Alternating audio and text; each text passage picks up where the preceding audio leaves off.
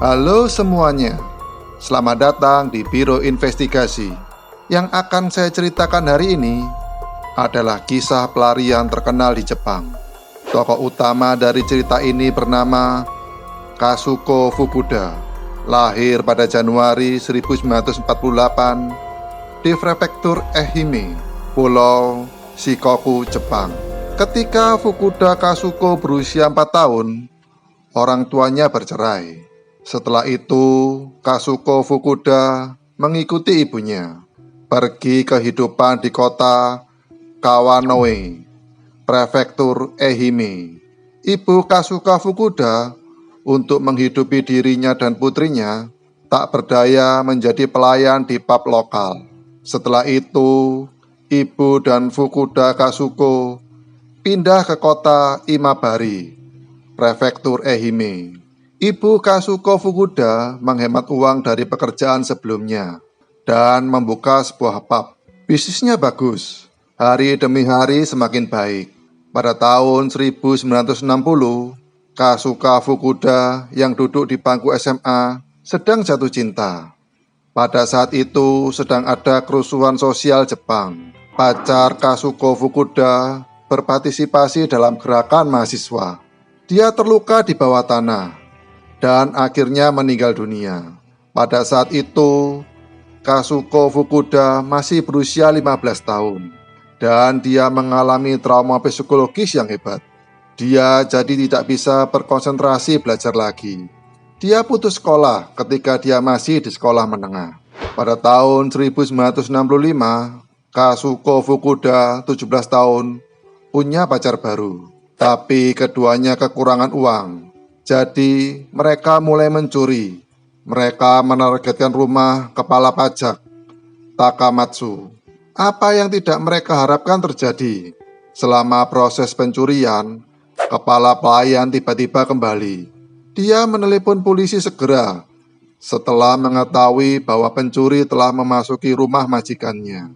Polisi menerima laporan itu dan segera tiba dan menangkap Kazuko Fukuda dan kelompoknya berempat. Kazuko Fukuda dijatuhi hukuman 6 tahun penjara. Selama di penjara, Kazuko Fukuda mengalami penyerangan. Kejadian ini menyebabkan Kazuko Fukuda memiliki masalah psikologi dengan penjara dan sulit untuk dilupakan. Setelah dibebaskan, dia bekerja sebagai wanita pendamping. Setelah bekerja sebentar, dia bertemu dengan seorang pria bernama Ikegami di sebuah pub. Ikegami sering mengunjungi pub tempat Kazuko Fukuda bekerja. Lambat laun keduanya jatuh cinta. Tak lama kemudian, Ikegami mengusulkan ide pernikahan dengan Kazuko Fukuda. Pada saat ini, Kazuko Fukuda sangat ketakutan. Dia takut kejadian selama dia di penjara diketahui oleh Ikegami. Jadi dia tidak pernah berani menunjukkan identitasnya. Ketika Ikegami mendaftarkan pernikahan, tapi hubungan mereka nyata. Kazuko Fukuda berhenti dari pekerjaannya di pub dan pindah dengan Ikegami. Lalu dia melahirkan 3 anak laki-laki dan 1 anak perempuan. Resesi hebat di Jepang pada tahun 1980-an dan 1990-an, pekerjaan Ikegami mulai menunjukkan kesulitan. Semakin sedikit pendapatan, tidak lagi mampu menghidupi keluarga beranggotakan 6 orang.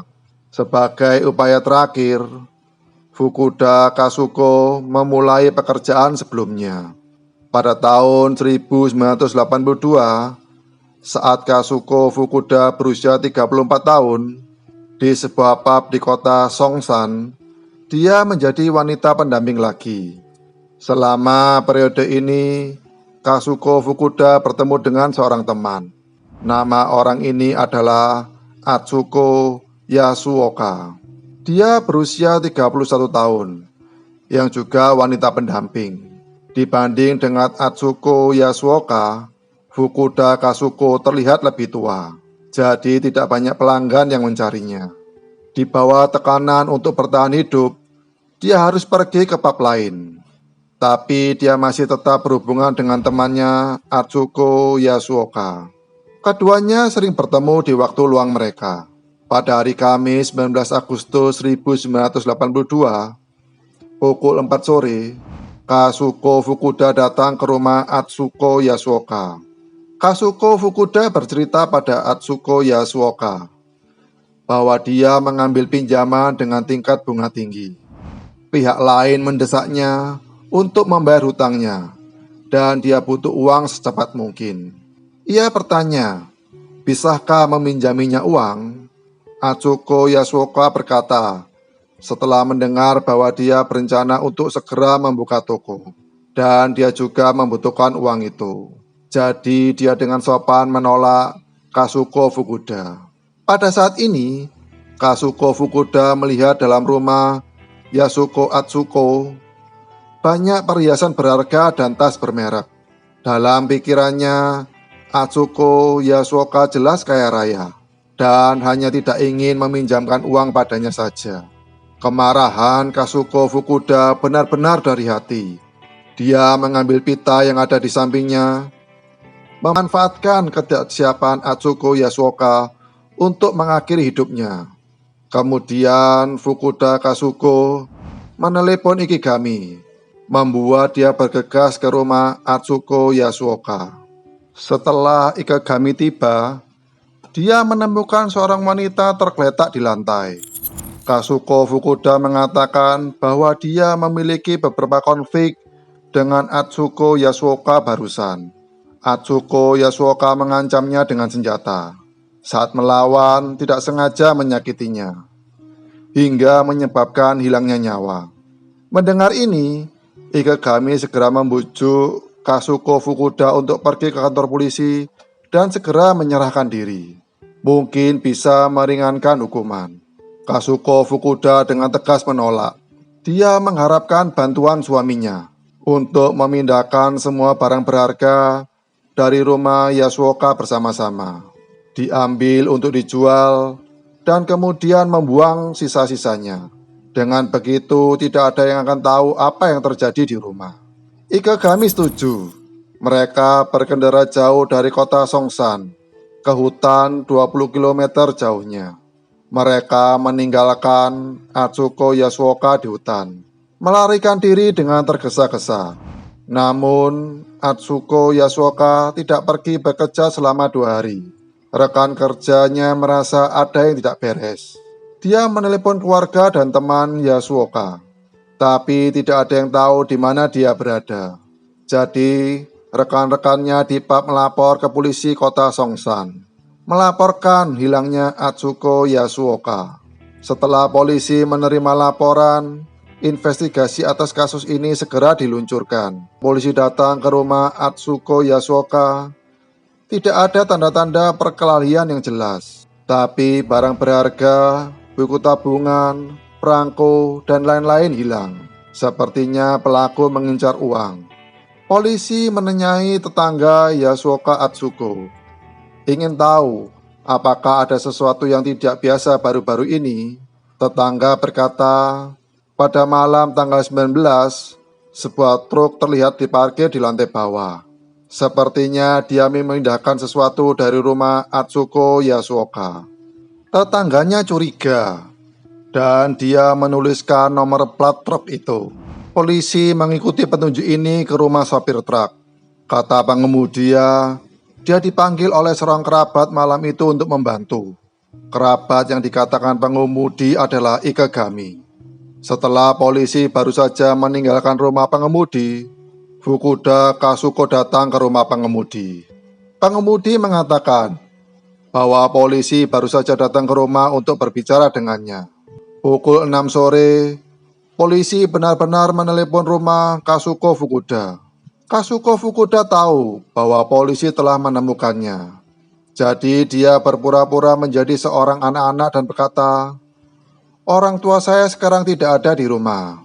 Karena keberadaan Kazuko Fukuda yang tidak biasa, dia diduga melakukan tindakan pidana. Jadi polisi menggeledah. Benar saja, ketika mereka berada di rumah Kazuko Fukuda, Mereka menemukan barang-barang Atsuko Yasuoka. Kemudian Ikegami dibawa ke kantor polisi untuk diinterogasi. Kazuko Fukuda tidak terlihat dimanapun saat ini. Setelah Ikegami dibawa ke kantor polisi, polisi bisa dengan cepat menarik semua informasi. Berdasarkan keterangan dari Ikegami, tubuh Atsuka Yasuoka ditemukan di hutan. Pemeriksaan forensik dilakukan. Polisi percaya bahwa pembelaan diri Kazuko Fukuda yang disebutkan oleh Ikegami adalah tidak sesuai dengan fakta. Saat ini, Kazuko Fukuda telah melarikan diri karena takut akan kejahatan.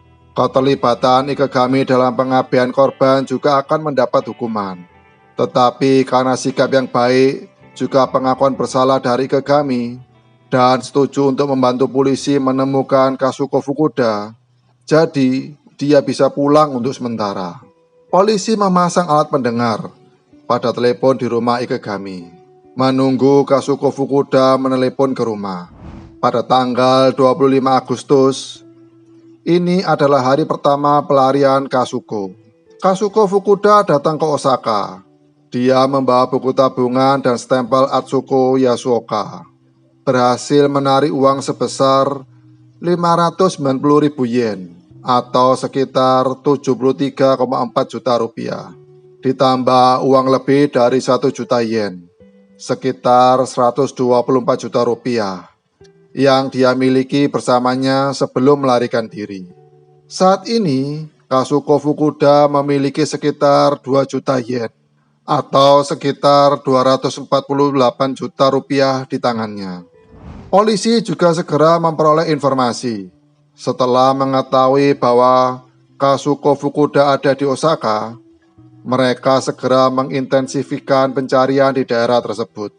Pada tanggal 29 Agustus, ini adalah hari kelima pelarian Kazuko Fukuda. Dia benar-benar menelepon Ikegami di rumah. Tapi Kazuko Fukuda sangat waspada. Dia tahu telepon di rumah mungkin disadap. Selama percakapan, dia hanya berkata, "Aku baik-baik saja, tidak perlu khawatir." Karena panggilan berlangsung cukup lama, polisi menelusuri asal-usul panggilan tersebut. Telepon itu berasal dari telepon umum di Shinjuku, Tokyo. Polisi meluncurkan penyelidikan lain ke daerah Shinjuku. Pada tanggal 30 Agustus, ini adalah hari ke-6 pelarian Kazuko. Dia pergi ke rumah sakit di Shinchou untuk membuang kelopak mata gandanya. Keesokan harinya, dia pergi ke rumah sakit di Yokohama. Operasi pengangkatan jembatan hidung. Kazuko Fukuda kembali ke rumah sakit di Osaka, memperbaiki bentuk bibir. Kazuko sudah menjalani 3 operasi kecil, dibagi di 3 rumah sakit. Tujuannya adalah untuk membuat rumah sakit tidak tahu wajah aslinya, untuk mengalihkan perhatian polisi. Setelah 3 kali operasi plastik, Kazuko Fukuda pergi ke Nagoya untuk melakukan operasi besar. Setelah itu, dia melarikan diri selama 2 bulan. Penyelidikan polisi terhenti. Mereka memutuskan untuk mengungkapkan informasi pribadi Kazuko. Media juga melaporkan kejadian tersebut. Kazuko Fukuda juga mengubah namanya menjadi Onodera Huadai dan bekerja sebagai pelayan di pub lokal. Selama periode ini, dia bertemu Jiro Murayama, pemilik toko permen. Keduanya segera menjadi kekasih. Kazuko Fukuda setelah lebih dari 2 tahun di Nagoya, Jiro Murayama meminta Kazuko Fukuda untuk tinggal bersama dan mengajak Kazuko Fukuda untuk menjalankan toko permen dengan dirinya. Kazuko Fukuda dengan mudah menyetujui ajukan Jiro Murayama. Dia juga berhenti dari pekerjaannya dan ikut Jiro Murayama untuk tinggal di Kanazawa, Prefektur Ishikawa. Kazuko pekerja keras dan memiliki insting bisnis yang kuat. Dengan bantuan dan manajemennya, toko permen Murayama menjadi lebih baik. Semakin banyak toko yang dibuka. Bisnisnya bahkan sudah merambah ke kota-kota besar seperti Tokyo dan Kyoto. Keluarga Jiro Murayama juga menyukai Kazuko Fukuda. Pada Oktober 1986, karena Fukuda Kazuko sangat merindukan putranya, dia membuat keputusan yang berani. Dia menyuruh putra sulungnya bekerja di toko permen. Dia menulis surat kepada putra sulungnya. Putra tertua pergi ke Kanazawa setelah membaca surat itu. Atas permintaan ibu, tanpa memberitahu siapapun, Kazuko Fukuda memperkenalkannya sebagai keponakan jauhnya. Keluarga Jiro Murayama tidak melakukan hal ini. Seiring berjalannya waktu, Jiro Murayama melamar Kazuko Fukuda. Kazuko Fukuda berbohong. Katanya dia menikah dengan seseorang pria di kampung halamannya. Tapi kemudian pria itu sering memukulinya. Jadi dia melarikan diri ke Nagoya dan bekerja sebagai pelayan. Dan belum bercerai. Jika ingin mengajukan cerai, orang itu pasti akan datang ke Kanazawa dan menemukannya. Jiro Murayama mempercayai kata-kata Kazuko Fukuda. Dia bilang dia mengerti dan berkata tidak akan mendaftarkan pernikahan. Di tahun ke-6 pelariannya, Kazuko Fukuda menghadiri pertemuan keluarga Jiro Murayama. Sepupu Jiro Murayama mulai mencurigai Onoderai Wadai jika dia adalah Kazuko Fukuda, buronan kriminal yang sering diperkenalkan di TV. Tapi sepupunya tidak langsung mengekspos. Tapi biarkan Kazuko Fukuda datang lagi keesokan harinya. Pada saat ini, Kazuko Fukuda menyadari bahwa dia dicurigai. Jadi dia membuat alasan, katanya akan pergi ke aula umum untuk pemakaman keesokan harinya. Jadi tidak bisa datang ke acara keluarga. Sepupu saya berpikir, pasti ada yang salah dengan Onoderai Wadai. Segera melaporkan situasinya ke polisi setempat. Keesokan harinya, pukul 17.30 sore, polisi Kanazawa datang ke aula umum. Mereka bertanya pada seorang wanita, "Apakah istri Tuan ada di sini?" Wanita itu menjawab dengan sangat tenang, "Nyonya baru saja pulang." Dan wanita ini adalah Kazuko Fukuda. Karena penampilannya telah banyak, polisi tidak dapat mengenali.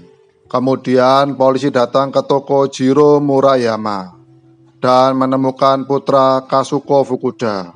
Sejauh ini mereka mengkonfirmasi Onoderai Wadai adalah Kazuko Fukuda. Tapi anaknya tidak tahu kemana ibunya pergi. Saat ini Fukuda sudah naik kereta, melarikan diri ke kota Komatsu terdekat. Kemudian dia melakukan perjalanan ke seluruh Jepang. Telah melakukan berbagai pekerjaan sejak melarikan diri. Sebanyak 7 operasi plastik dilakukan. Setelah itu, polisi tidak dapat mengkonfirmasi penampilan terakhir Kazuko Fukuda. Menurut hukum Jepang pada saat itu, untuk kasus cedera yang disengaja yang mengakibatkan hilangnya nyawa, periode pembatasan retrospektif adalah 15 tahun. Dihitung berdasarkan tanggal kejadian, pada tanggal 19 Agustus 1997, ini adalah hari terakhir dari periode pembatasan retrospektif untuk kasus Yasuoka. Setelah hari ini, bahkan jika polisi menemukan Kazuko, tidak dapat mengajukan tuntutan pidana. Waktunya telah tiba untuk tahun 1997. Tahun ini merupakan tahun terakhir masa penuntutan dalam kasus ini. Tahun ini polisi telah meningkatkan pencarian mereka lagi. Bahkan mereka menawarkan imbalan sebesar 4 juta yen atau sekitar 490 juta rupiah. Stasiun TV utama di Jepang tahun ini, hampir semua berita melaporkan berita yang berhubungan dengan Kazuko. Berbagai kemungkinan penampilan dan suara Kazuko Fukuda telah diumumkan. Tahun ini Kazuko Fukuda berada di prefektur Fukui, Jepang. Pemilik snack bar yang sering dia kunjungi menemukan suara keduanya sama persis dengan buronan Kazuko di TV. Dia diam-diam menelepon polisi. Polisi menyarankan untuk tidak membuat target khawatir dan berharap dia bisa mendapatkan peralatan makan yang digunakan oleh Kazuko Fukuda. Tanggal 29 Juli 1997, Kazuko datang ke snack bar ini lagi. Masih ada 21 hari sampai undang-undang pembatasan berakhir. Kazuko sedang minum snack di bar sambil nyanyi karaoke. Pada saat ini, pemilik snack bar yang ada di samping diam-diam mengambil cangkir yang digunakan Kazuko. Setelah berhasil, kemudian dia masuk ke dapur dan menelepon polisi. Polisi bergegas ke snack bar dan menangkapnya. Kazuko tidak panik. Dia menyebut dirinya Nakamura Yukiko dan menunjukkan SIM. Nama tertera memang Nakamura Yukiko, tapi polisi mengambil sidik jari dari cangkir snack bar. Setelah membandingkan sidik jari dan voice print, Fukuda harus mengakui dia adalah buronan yang telah dikejar polisi selama hampir 15 tahun. Menurut penyelidikan polisi, Kazuko Fukuda sedang dalam pelarian, menggunakan lebih dari 20 nama samaran, tinggal di seluruh pelosok negeri. Tanggal 18 Agustus 1997, pukul 2 siang, polisi prefektur Fukui menyiapkan dokumen dalam semalam dan menyerahkan semua file ke kantor kejaksaan prefektur Ehime. Prefektur itu adalah lokasi kasus Atsuko Yasuoka. Dakwaan itu kemudian dengan cepat dibawa ke pengadilan. Hanya ada 11 jam tersisa sampai periode retrospektif berakhir. Mei 1999, pengadilan menghukum Kazuko Fukuda divonis penjara seumur hidup. Kazuko Fukuda kemudian mengajukan banding. November 2003, keputusan Mahkamah Agung Tokyo, banding Kazuko Fukuda ditolak. Maret 2005, Kazuko Fukuda sakit dan divonis peradang otak. Dan tidak lama kemudian dia meninggal pada usia 57 tahun. Baiklah, itu saja untuk hari ini. Silakan meninggalkan komentar. Sampai jumpa di episode selanjutnya.